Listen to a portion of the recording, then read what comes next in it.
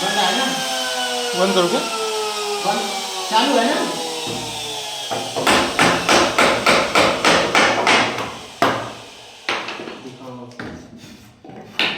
दिखाओ मैं बंद करना। तो दोस्तों ये अपना एडजस्ट कर चुका है, एडजस्ट डोर का एडजस्ट।